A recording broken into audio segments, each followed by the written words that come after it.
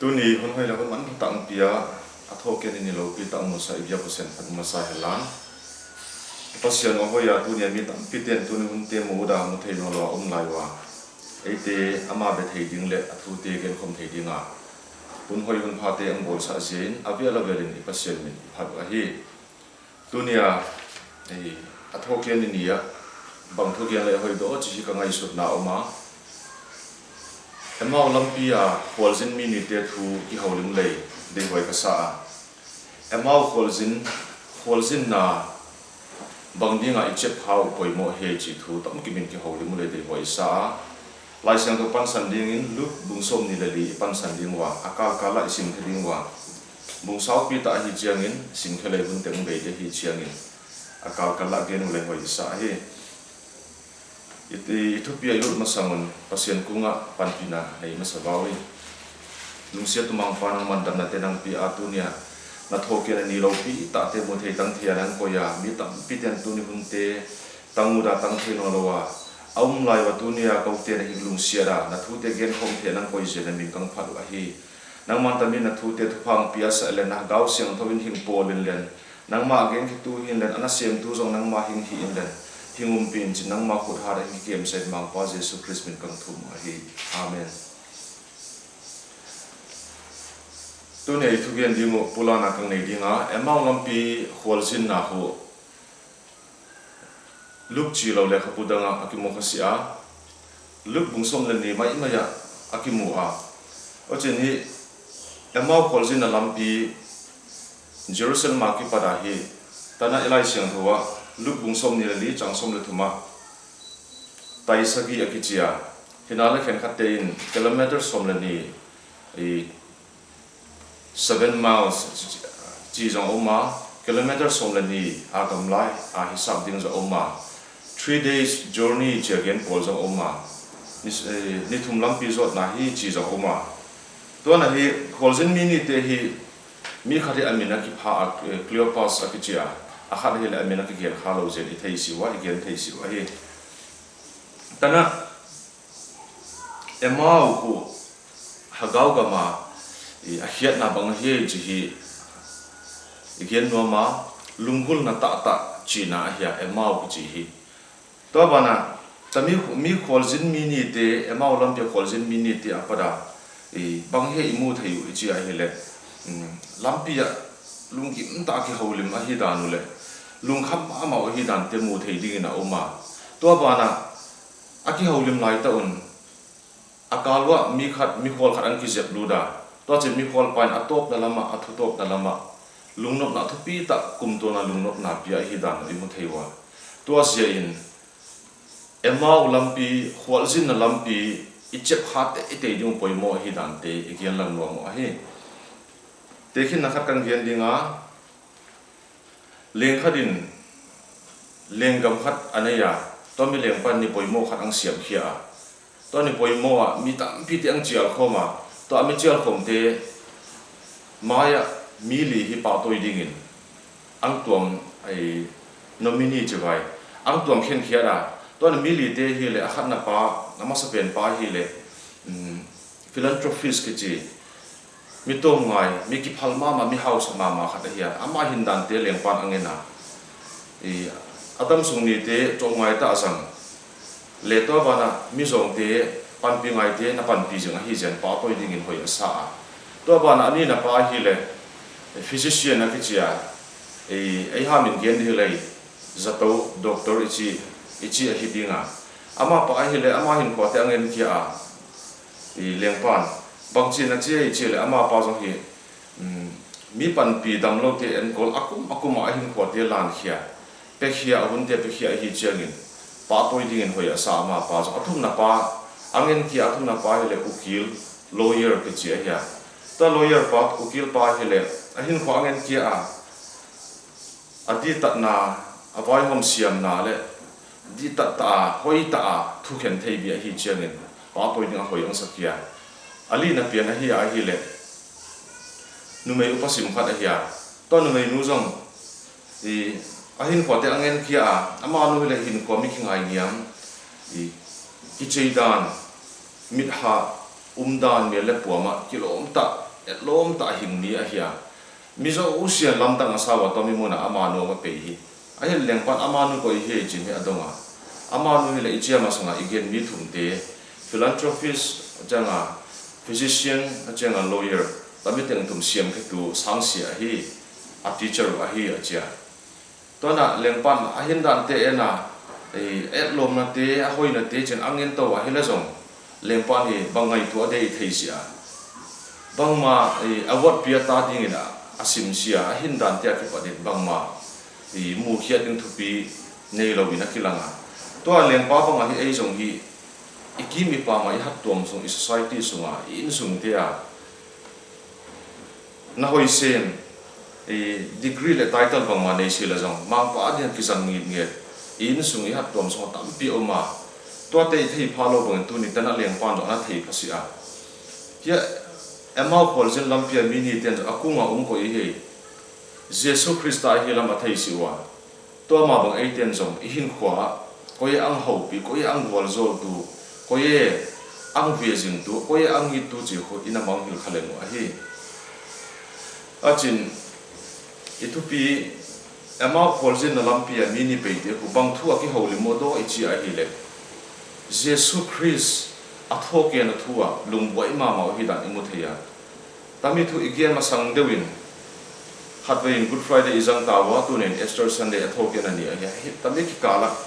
bang thu ume Jesus Christ heya ape Jesus Christ heya ape hi chi tom ki min gen le di hoi sa Jesus Christ ko lai siang thawin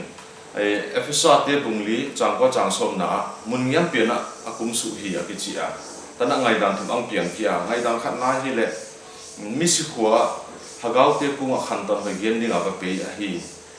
to bana bolsiat na gimgen the na thua ding a misi khuwa akum su hi lo a hi dan te again wa to bana ngai dan ni na John Calvin le ai Charles Hoxton Jesus Christ misikwa akum su hi ki chipian ko leitung aki pada misikwa god mun lang leinoi lang akum su hilawin wana ki pada leitung a him kum su hi da incarnation passion kum hi hing suwa hi da lama ngai dan anei wa again wa John Calvin le Charles Hoxton ngai dan thumna Jesus Christ cross ang si na ko wana pada ang kum su cross ang si na ko ama mol ko na ding le ama ki pa to na dinga hingsi a hilo dan te ngai dan anei wa solta polin zong cross a hingsi na ko thupi ta ama pa to ya ding pasianin to ba na akingai ngem na en sa hi chi hi ngai dan thum oma tana lai siang thote ye le Hebrew bung ko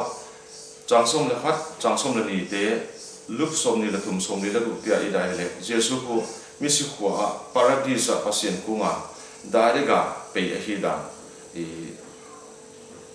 Good Friday le Easter Sunday ki kala Jesu namun ikian thayu tate ahi kaban Ethiopia ilog ngalingwa amau lampi kholzin na bangnia ichep lote te dung poimo hi ji hi ikian lang dinga khatna mini ki hote thu ikian dinga tana mini ki hote ku point khatna gin la nan adimu hi ji hi imu thayu hi ki hona wa ki padin luk bungsom ni le li changsom la khada yen dinga hinale athugen teu hu thumai mai bangin angai wa ata sang siu hi achi hi Jesu athokia ta hi chi hi polzen mini ten azawa to mi azau ni talang a Jerusalem akipada emau lampi zona pe hi wa hinale lampi apeyun ginglal a hi dano ta sang zo lo hi dano sil hi thelo ding bangin angai to hi tunin amau te bangin amau ten zong Adam layun Jesus Christ wa emau lampi azot masamon Jesus Christ athuana akivua dupna satuba umna tobana khailoba umna cross akilbera umna te amuwa Calvary cross tunga hasana tampi to linglu te khuwa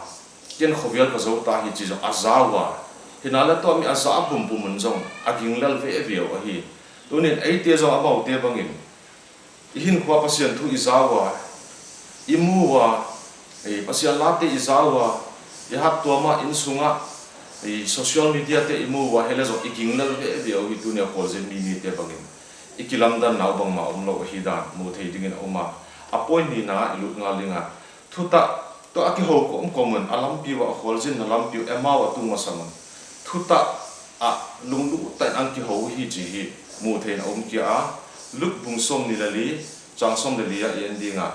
amau te hial khu tamsil silhing tung te zo sia gen in a holi mo hi holi mo a hiya lunglu ta holum discussion ne yo cha to bana som lenga na to banga amau te hial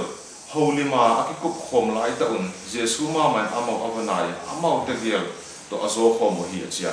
aki holim lai te mi khol khat ap pi zet lu da to mi khol pa ko hi chi hi to mi ni te thei khalo a hiu to bana jesu a thei lo na dingun amit teo su vai na aki chia ta na lai sing to bung som le gup na si ma hi le to khol zin mi ni ta bang ei zong hin khotia bang dinga imit te su vai ma hi chi hi iki chian yung poi mo isa ita sa ut na te iki dei khop na te imi simmo na te iki hoi sa na te elang alet na te imi hing hina imi hing boy na alet na te in I hagaw mi te vai sa koi he ikunga koi angi pa kum to na ang tan khe pa koi he chi zong I thei lo hun tam ma ma hi hun hin ko pe sa te tu ni hin ko te hoi den thau le de hoi sama ma ma hi hun nu khiala ding ta hi chiang tunin hun te hing hoi hoi lo de hi chiangin ki ngai to le de hoi sa hi jesun a ho pi zela bang ji a damial pata a lung kham mel po ki holim na hi wai ji ni again a helai sang to anwai lang te sim sim a hi le aki holim na teo gi lung lu poi ma hi a jesu mi sia le mini te mi sia de chian ten akilanga to bana cleopa ki chi pain jesu kunga nang mai na ma jerusalem ma mi khwal ta mi thu thang ve ung thei khalo nang mai na hei ma chini cleopa an jesu ado jesu bang ji dana la bang thu la bang ji ala achia nazareth jesu thu mi su dam thei pa lo pi ta kai thwa pa thu thei khalo na hei ma chini again a hi tun ei context again hi lei tunin I khwal sin na lambe bang hi ta lei tu lai ta thu thang bang he chile coronavirus ja lam ka khosunga elo le ikam sunga an tang ki homin di bang dinga di ta hom lo to bang ji a atang khari ten tang khalowa atang lo ten alom lo ma la ani zo te ni cha ma ani zo lo te bang ni cha o me jin ni again ding ko ta sam ka king ta hi to bang en amau te jong agam to ahun to ki tuwa in jesu christ a thok yan to thang ve ung te holi ma lung kham ta pe hi dan teo imu thei wa hi to bana appoint thum na jesu tunga lungkia thanem a hi dan teo mu thei ding zo om kia hi luk bung som ni li chang som ni le khat en wawi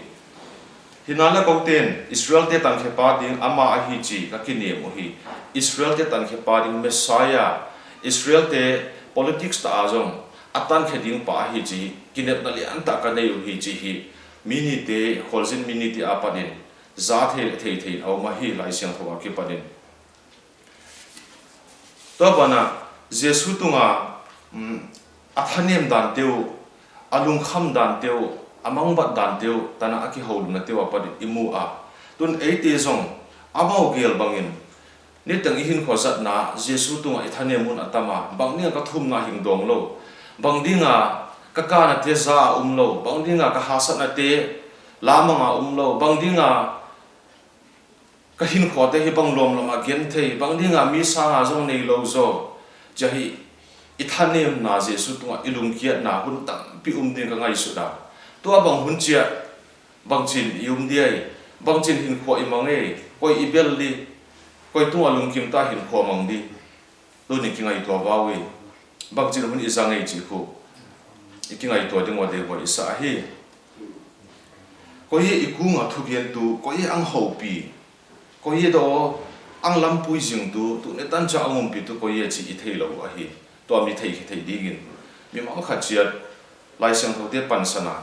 ikingai to tha ding de ko isa hi apoi lina alam na tengo abe hi chi akimu thei ma hi lai sang tho luk som ni lali chang som thum la khat som thum la ni som thum la thuma kang sim non si dinga abonen amau tagial to an kuang a atau lain tangho ala agwal zola tuale abalke ya amau apia hi tunin ya hana zong mi avape ya Peter le Johan ten zo again wa anata asang si wa hana zong mi tampi avape yuhin elong Jesus Christ ana non si hi Messiah dinga kina pi pa na non lo hi jilung kham ta layun tana Jesun bakjin again nei chi a hi le no mi mote o zol nei te gol nei te le ei gol nei te le ei pasien thugen ta sang ha sa te o je Jesun again a to che angki ho wa a hi le Jesu zong peiswa dinga ki sa lai khwalzin mini ten ni tumding la hita ka kuma tam na lain chi hawa akham dung zuin Jesu Christa zong i atama ai ain sungwa an kwang te im khomwa i anewa to chin Jesun tangho abalkia to mi abalkin mitwana hing nei wa hi tana Jesu mi zia ding hi tami sermon ki prepare lai na kising sa lai ni Jesu mi zia ding hi ka ngai to in hi minun nem ama ding hi chi hi kamu khe thaya ta mi lai sem thawa padin azia hi le kiswang la ha pasien hi ding jong ka king ta hi azia hi le bangzia ne hi chi le tunin hia mini te in kolzin mini te in ana howlowin ana khamlo hi le Jesu pen peiswa ding banga oma hi tunin Jesu i pasien pen i ho nga ya hi tunin mitwana i nei na ding le hagawa halna te itan theina ding pasien ho pina te itan theina dinga mitwana itanu itan theina dingo Jesu i kunga oma i ho dingo fellowship inei khom ding poimo hi dan ki guizop na relationship ni tenga inei wa i hun thoveng te quite time te inei pi gi gyo i ho lim pi gi ge dingo ut pasien a hi dan te imu thei a hi tunin tana Jesu ana holo hiule Jesu na khamlo Jesu peiswa amau ten hagaw mitwana apoy na ti alung kham na teu thei siam thei lo ding a hiwa hinale Jesu ana hauta ziaun Jesu za akunga awut ma chi akilanga pi a to chin tangho ti abalki apia amit te hagaw mit te amki honga Jesu hi chi athewa Jesu amang nga la to na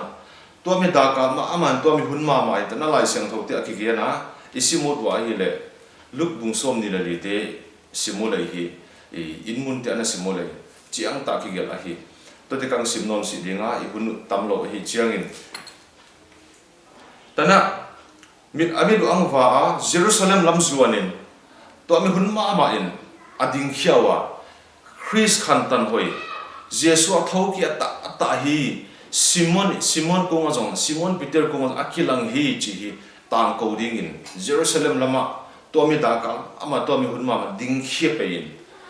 halna thupi ta tang kom Jerusalem lam azwa a hi chi hi kimu thei a hi tunin asilmuwa kipa ama hi dan teu imu thei wa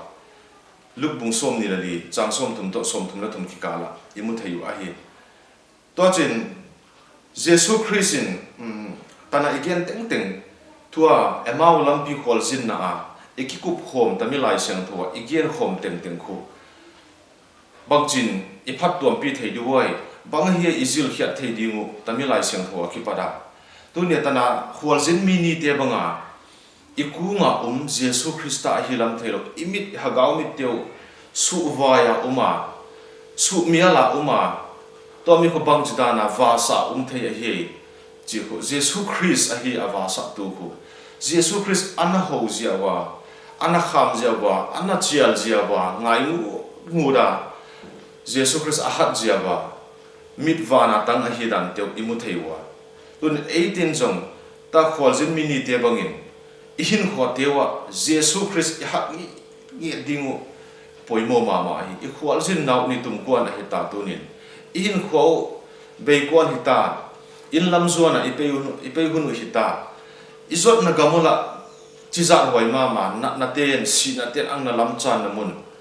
lingle khawla izot na haga ugama ye dai le mialma ama thang si na thang te haga ugilo setan silbol he na zat tom ten elampi ang na lamchan na gama ya la ni la tum ni hita la mi hing te la kilung mong mama eima ki hundam zo di ba ki ngai tua tunin ei ma hing zo ding koi ma yum si wa Jesu Christa lo ko ang hundam zo ding khovela lo a hi chi ko I pho khet wa tana khol zen mini te bunga Jesu Christ ama hi ikunga ang ho pi pa ikunga thugen pa ama hi ang gwal zol pa tun tan chenga hin kho hing bela pia van dam ilu theina dinga chan symbol pia pa ama hi chi imu chian theina dingwa ama I hat dingu fellowship inei pi ding I ho pi dingu a ote ingai dingu poimo hi dan tunin tami amau khol jin lampi minute apada isil khiam dingu poimo sama ma wa hi tunin hin kho tewa I passion I biana tewa Amos tia jang ki kiena Isaiah tia jang ki kiena Jeremiah tia jang ki kiena passion lung tang ta to I bialo zion lai siang tho tia na poi bol teu sa na sa ko poi bol teu kalua suwa hi ka ki da hi na la sa thom ging teu ka zanuam si ka bil alap hi achi hi tunin keima ngi jong mang pan to kumbulin kalung sima thu ang giana ka hun ta zo tia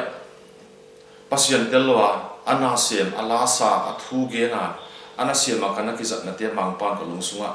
tol nga thelo ding thung gena kalua suwa hi tana lai siang tho ki kian bangin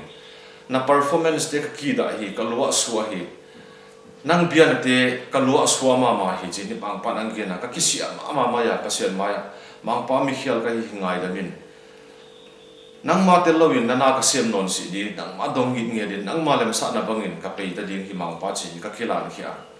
to mang pan to ke padin nop na tul thelo ka hing pia ka ton khiala hi le I ton khial changin lung muan thelo na hamuan thelo na lung kim thelo na thom hau na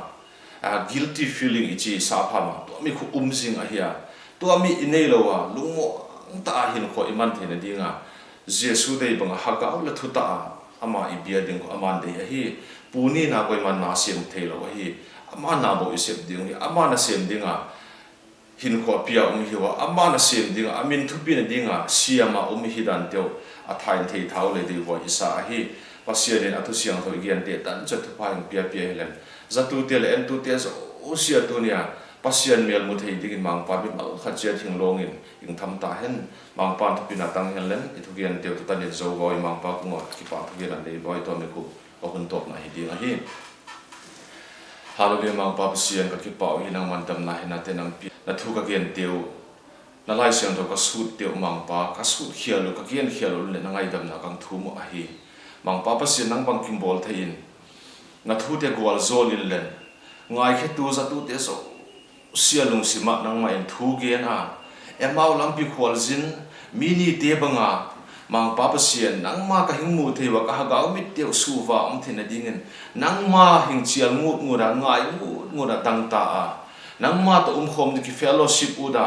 mang pa nang ma hing ho pi ngi thei ding mi mal kha chelung sima thu hing gen le na hing sim din he pi na kang thu mo a hi Bakim bol he mang pa na thu te tung ton thu pi na le pa toina min thana zo se nang ma hing pi hun dam tu Jesu Christa minin kang thu ma hi amen